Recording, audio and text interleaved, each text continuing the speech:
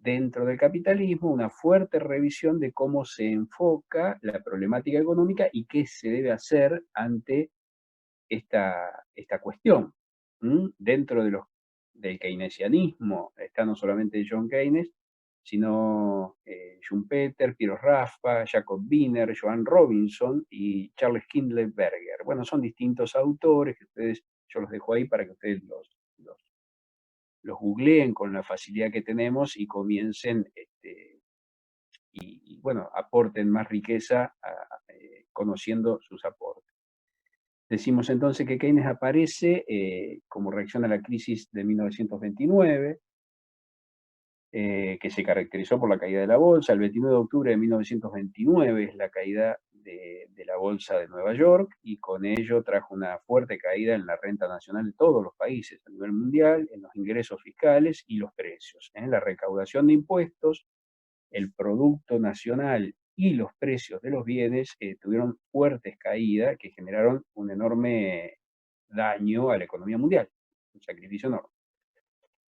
El comercio internacional cae a menos de la mitad, ya no es difícil, siempre es difícil pensar en esa crisis, pero nosotros atravesamos una situación hoy que es en algunos aspectos similar a los efectos que provocó aquella crisis. Hoy el comercio internacional, a partir de esta pandemia y a partir del hecho de que China se retiró del comercio internacional, trajo una enorme caída en los volúmenes de producción y, por ejemplo, se está analizando el quiebre de bueno, empresas ligadas al comercio internacional, pero también empresas aéreas, empresas de turismo. El hecho de que no se pueda volar ha traído enormes costos a las empresas aeronáuticas.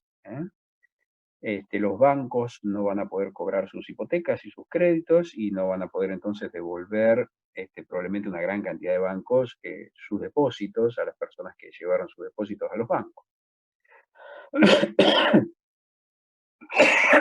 Perdón.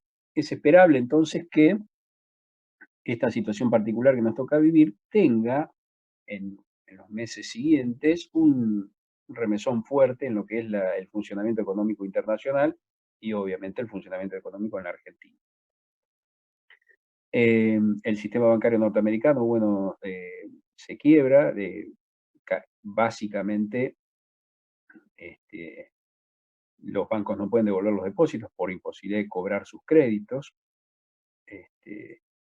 Y aquí hay una paradoja interesante en esta situación. El esquema, la crisis, lo que trae es un gran exceso de oferta, sobraban bienes y entonces caída de los precios, y se generan cambios políticos, básicamente en Europa, con el nacimiento de los nacionalismos. En Inglaterra, perdón, en Italia, en Alemania, fundamentalmente, nacen sectores nacionalistas que tratan de defenderse y desarrollar un pensamiento propio. Todos sabemos que hablamos de Mussolini en Italia y Hitler en Alemania, que, bueno, es harto conocida su, su, su desempeño, los crímenes y el final que tuvieron estos nacionalismos, pero tienen su nacimiento en crisis económicas que generan una reacción hacia adentro de estos países. Por otro lado, John Keynes, que nos aporta la teoría general del empleo, el interés y el dinero, empleo, interés y dinero, nos pone también a discutir o nos pone a pensar sobre algo que había dicho Smith, que yo le dije que retuvieran, y que tiene que ver con esto que yo estoy marcando ahí en la diapositiva, que es que lo que es bueno para el individuo es bueno para el reino. ¿Se acuerdan que nos dijo Smith?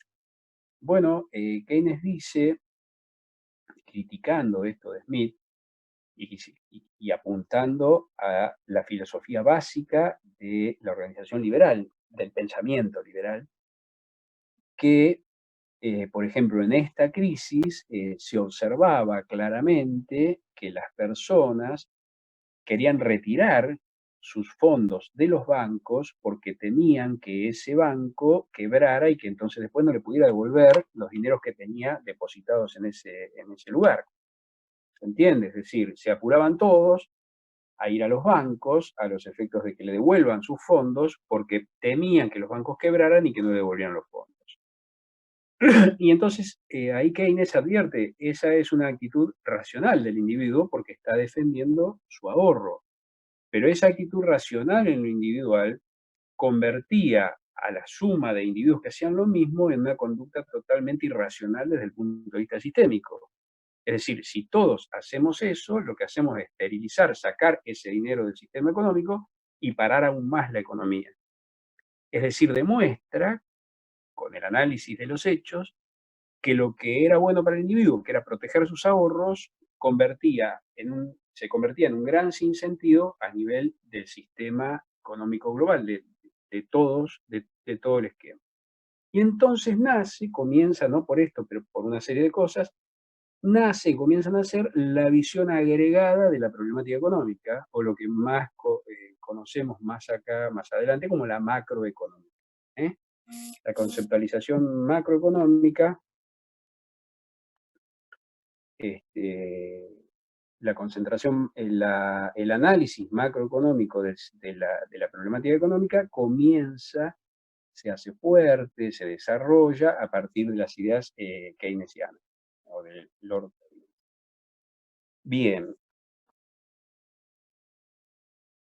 ¿qué hacen o qué aportes importantes? Voy a enumerar sintéticamente los aportes más importantes que hace la teoría keynesiana y obviamente se da entre 1930 y 1945, es el fin de la Segunda Guerra Mundial,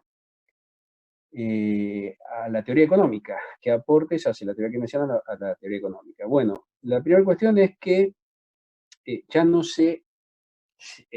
digamos, se pasa terminológicamente hablando a cuestiones como la renta nacional, el empleo, el ahorro, la inversión, el consumo, ¿eh?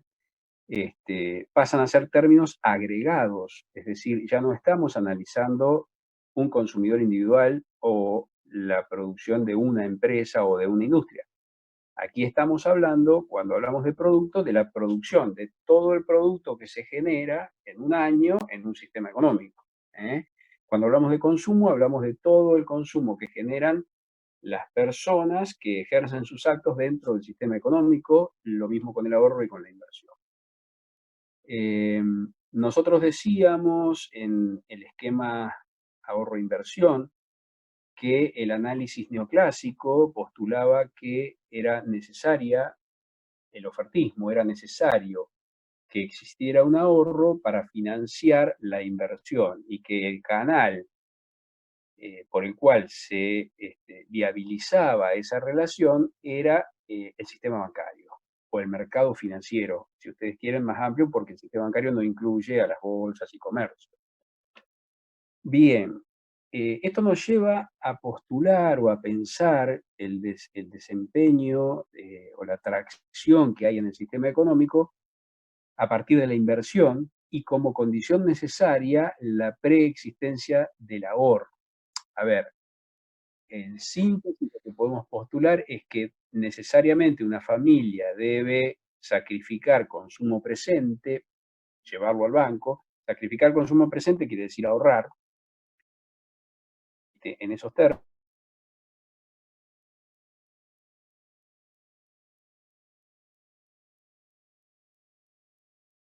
económicos de inversión, y a partir de ese proyecto económico de inversión se genera la dinámica del funcionamiento del sistema. Keynes propone alternativamente a ese pensamiento que no es el ahorro y la tasa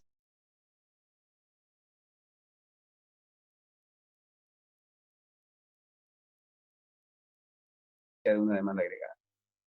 Un inversor va a arriesgar, va a meterse en un nuevo negocio si ve que puede vender su producción y eso se lo garantiza la existencia de una demanda. ¿Mm? Que exista la demanda es lo que moviliza. No lo dijimos tan fuertemente, pero los neoclásicos pensaban en el equilibrio natural y pensaban en el reequilibramiento automático del sistema. Es decir, si el sistema por alguna razón era sacado del equilibrio, la vuelta al equilibrio iba a ser automática.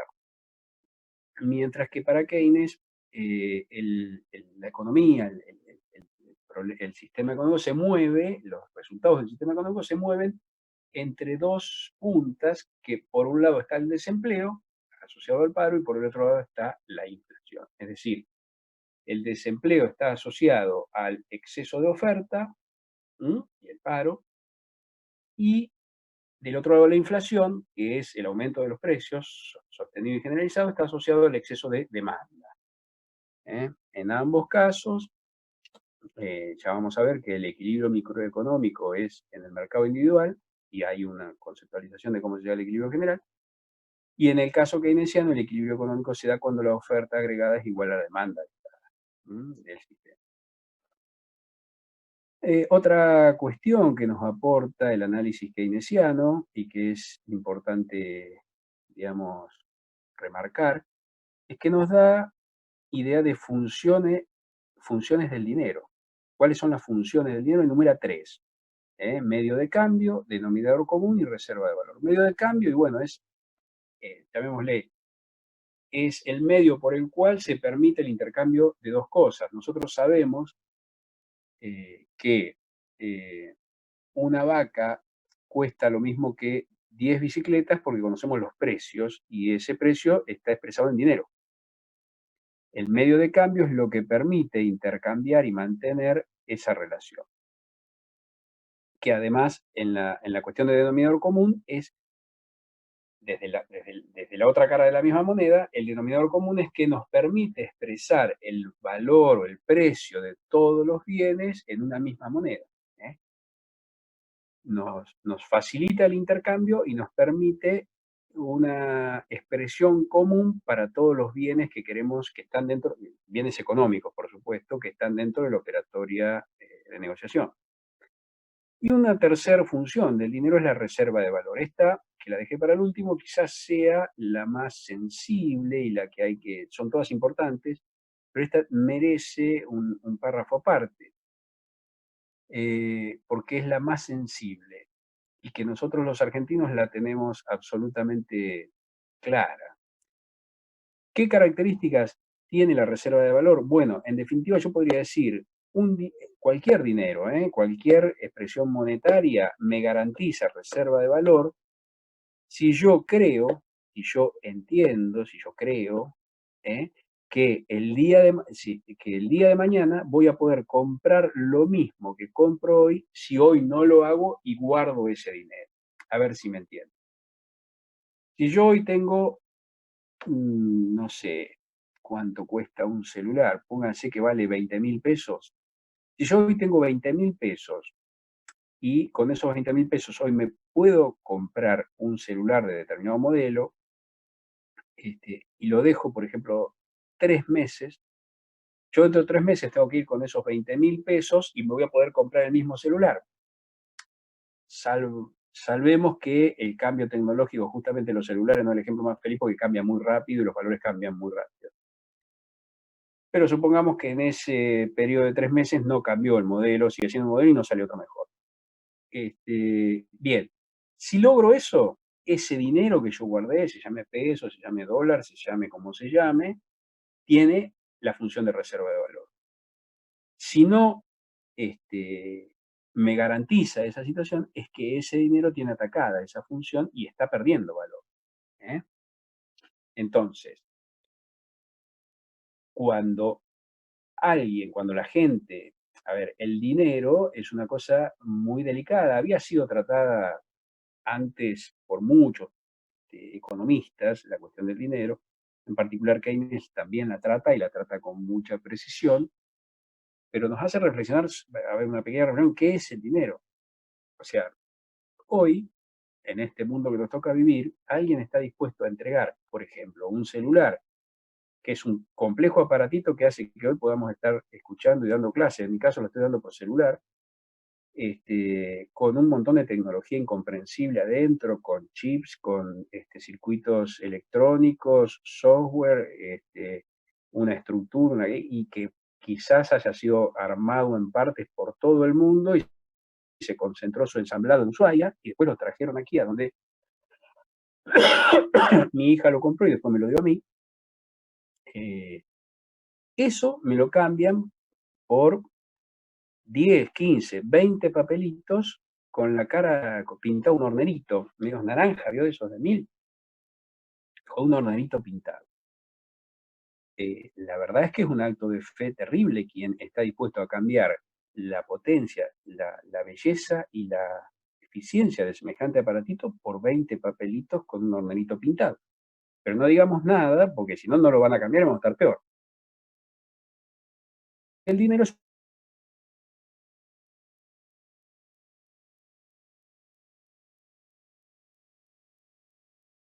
dinero y ir y cambiarlo por otra cosa. Bien, esa función de reserva de valor, que es la más sensible, cuando se ve atacada, la gente se ve compelida a deshacerse de ese dinero que puede perder valor. Se llama ley de Gresham esto, ¿eh? La gente expulsa de su patrimonio la moneda más débil y se queda con la moneda más fuerte. Bien, también nos hace pensar Keynes entre el interés y la liquidez. ¿Qué es la liquidez? La disponibilidad de liquidez. Bueno, la disponibilidad de liquidez es justamente la disponibilidad de dinero que tenemos libre para cualquier uso en un determinado momento. Yo tengo liquidez, si como decimos y seguimos con el ejemplo del telefonito, tengo los 20.000 pesos, ¿eh? Tengo los 20.000 pesos para comprarme el telefonito, dispongo de esa liquidez. La puedo asignar a eso o puedo no hacerlo, pero dispongo de esa liquidez si tengo los 20.000 pesos. Pero advierte Keynes que hay personas que tienen liquidez y personas que no tienen liquidez, que necesitan liquidez. Por ejemplo, puede haber al lado mío o acá en la clase o en algún lugar alguien que diga yo necesito 20.000 pesos para comprarme una bicicleta.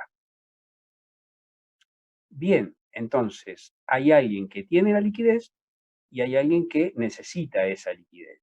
Keynes justifica el interés, o sea, el cobro de un valor por tener o ceder la liquidez, el interés sobre el dinero, a partir de quien tiene y quien cede y quien necesita la liquidez.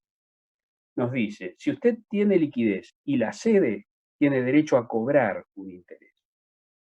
Si usted quiere liquidez y no la tiene y la toma prestada, tiene que pagar un interés. De ahí sale el negocio de los bancos, el negocio financiero, de aquellos que pagan un interés por obtener liquidez contra aquellos que cobran un interés por ceder su liquidez. Obviamente los bancos, como son bancos y tienen mucha antigüedad, siempre va a ser mayor lo que le cobran a los que le prestan que lo que le pagan a los que le toman o le llevan su dinero, ¿se entiende? Pero esta concepción de liquidez e interés es muy clara y me parece que es prudente tenerla en cuenta porque se aplica hoy a casi todo. Interés, liquidez e interés. Si cedo, por ejemplo, en mi ejemplo del teléfono, yo los 20.000 pesos se los doy al muchacho o a la persona que quería comprarse la bicicleta y tengo derecho yo a cobrar por ceder mi liquidez, que obviamente no me puedo comprar teléfono, y supóngase que se lo presté por 3 meses y quien me toma esa liquidez tiene que resarcirme por esa liquidez que tomó, pagándome un interés. En el caso de él la paga, en el caso de él yo la cobro, y obviamente si dentro de 3 meses esos 20.000 pesos más un poquitito de interés que me hice, me permiten comprar el mismo teléfono como hemos planteado, entonces esta moneda tendrá también la función de reserva de valor vigente. Bien, nos dice Keynes que la inversión determina el empleo y que la demanda, bueno, es una relación que hasta ahora no existía en la teoría económica, y es que el nivel de empleo es muy importante en una sociedad, en un sistema económico, porque la mayor cantidad de personas dependen económicamente de un empleo, o sea, son relaciones de dependencia. Bien, ese empleo ha sido motivo de discusión en la teoría económica desde siempre y para Keynes nos aporta que es la inversión, la que determina el nivel del empleo. O sea que si tenemos inversión, el empleo se sostiene o aumenta y si la inversión desaparece, el empleo cae. Bien, obviamente Keynes, quizás una de las cuestiones más controvertidas que nos lega es con respecto a los neoclásicos, a los liberales, es este concepto de la intervención estatal. ¿De dónde sale la cuestión de Keynes de la intervención estatal?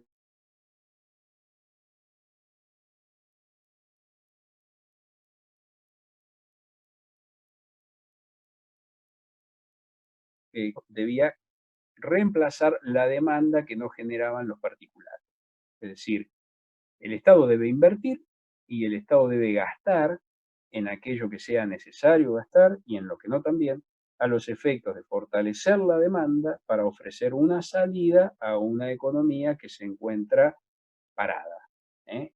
La dinámica para que la economía vuelva al crecimiento viene de la mano de la intervención del Estado. Ahí está el famoso tema de que había que hacer pozos, había que contratar gente para que haga pozos y luego contratar gente para que los tape. Pero lo importante era contratar gente para darles dinero para que puedan dinamizar la economía. Un ejemplo muy claro de keynesianismo estamos viendo actualmente en el marco de esta pandemia, que nos enrarece el análisis absoluto y que obviamente tiene sentido que nos focalicemos en disminuir al máximo, en mi criterio es esto, la, digo, nos focalicemos en disminuir el daño en vidas humanas.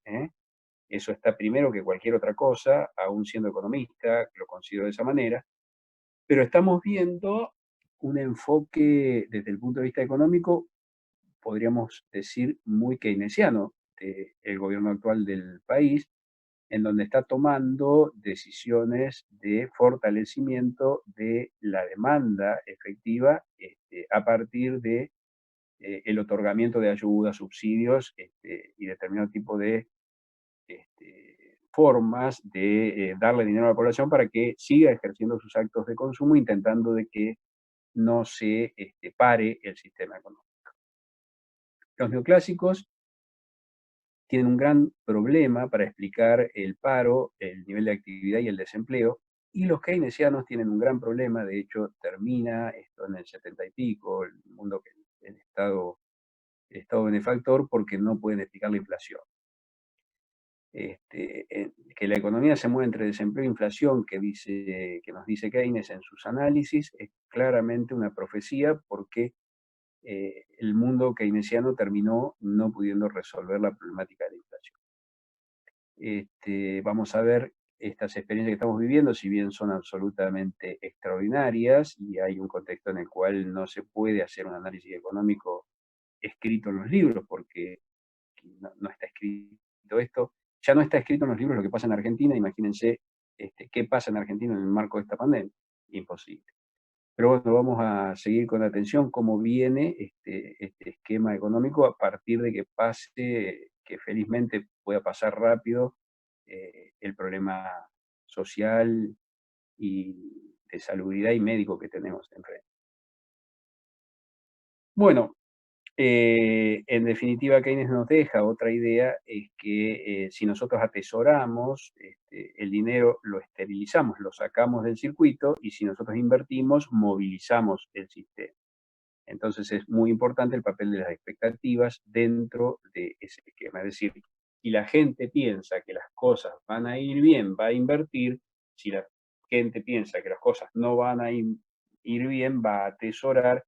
Y esas dos actitudes son, llamémosle, procíclicas. Cuando la cosa viene bien y se invierte, mejora, y cuando la cosa viene mal y se atesora, empeora. De ahí salen las políticas contracíclicas keynesianas. Es decir, cuando estamos bien, debemos hacer una reserva para utilizar cuando estamos mal. Bien, con esto creo que ya hemos resuelto bien, hemos resumido bien la parte de Keynes, no queda mucho más por hablar, queda así para que ustedes lean y completen con sus lecturas, completen un poco el contenido que se dio en clases. Vamos a la última escuela o teoría, y así damos por finalizada esta etapa de ideas económicas, que es el estructuralismo, que es contemporáneo y que es básicamente sudamericano. Yo ahí he anotado a Celso Furtado, Osvaldo Zunker y Raúl Prebisch. El último, Raúl Prebisch, es un autor economista argentino contemporáneo. Furtado es brasilero y Osvaldo Zunker el chileno. Surge esta escuela de pensamiento, donde todavía está, se la conoce como CEPAL, Comisión Económica para América Latina, tiene sede en Chile, y surge en estos tres países, Chile, Brasil y Argentina, y se dedican a estudiar la problemática del subdesarrollo. Ellos, como su nombre indica, estructuralismo, focalizan los problemas de los países subdesarrollados, básicamente de los países sudamericanos, en la estructura económica que tienen estos países y en las limitantes que eso significa para lograr un desempeño económico que mejore, que se desarrolle, que traiga bienestar a sus poblaciones. Se analiza a través de agregados, está anotado ahí, esto es similar a la teoría keynesiana, aquí. O sea, tienen la misma simbología de análisis en términos de producto, inversión, ahorro, consumo, que la teoría keynesiana. Se focalizan en la propiedad de los factores productivos, es decir, ellos inducen, analizan, proponen que la propiedad de los factores productivos, básicamente la propiedad del capital, es una fuerte limitante al desarrollo y al desempeño económico de los países. En el caso sería, el ejemplo sería, bueno, la concentración en la propiedad de la tierra hace que la producción que genera agropecuaria, que se genera en un sistema económico, sea, digamos, de unas pocas personas, y esas pocas personas tienen la posibilidad de imponer determinadas condiciones en el mercado que los hacen muy fuertes, pero que además limitan la posibilidad de desarrollo del resto. Sobre lo que podría ser el costo de los alimentos, eventualmente, digamos, hoy tenemos situaciones que se pueden analizar bajo este paraguas de interpretación. Una segunda cuestión, o una cuestión que también enumera en la estructura de los mercados, desde el punto de vista de su concentración, básicamente, la inexistencia de competencia, o más concretamente la existencia de monopolios, hacen que esa concentración, ya sea en la producción y la distribución de bienes, haga que se apropien de rentas excesivas y que por lo tanto perjudiquen al resto de la sociedad, imponiéndole precios por encima de los precios que serían razonables o los precios de mercado normales para la producción de estos países. También enumeran entre los problemas la restricción externa o las crisis de balanza de pagos. Advierte el estructuralismo que nuestras economías, las economías latinoamericanas, son fuertemente dependientes de las importaciones, porque tienen producción primaria, pero no tienen producción industrial desarrollada, y entonces recuerdan cuando nos justificaba, o cuando se justificaba por parte del liberalismo el comercio internacional a partir de la especialización, de que cada uno haga lo que está mejor dotado para hacer. Bueno, resulta que nosotros debemos entregar cada vez más producción primaria para obtener los bienes industriales, y eso nos genera un faltante de dólares permanente. O sea, a ver cómo funciona esto. Si yo tengo que entregar una determinada cantidad de mi cosecha de trigo, soja y cítricos, carne, etcétera, que es la producción que yo hago primaria, a cambio de obtener los bienes industriales o bienes de madera, consumo, hay un micrófono abierto, por favor. Yo necesito tener dólares que me vienen por lo que vendo, es decir, por mi producción primaria, y esos dólares aplicarlos a comprar los bienes industriales que no produzco. Lo cierto es que la evolución de los precios de los bienes industriales es superior a la evolución de los precios de los bienes primarios, y entonces esto se llama deterioro de los términos de intercambio. Eso nos genera crisis permanentes de balanza de pagos que están relacionadas con default, con no poder afrontar y entonces entrar recurrentemente en problemas económicos serios por no poder afrontar los pagos externos. Bueno, creo que con esto y algo más que puedan leer, terminamos esta etapa de ideas económicas. A partir de la clase que viene, la forma en que damos clase, no la forma en que damos clase, supongo que vamos a seguir con la misma forma, pero sí la temática y el tipo de clase va a cambiar fuerte.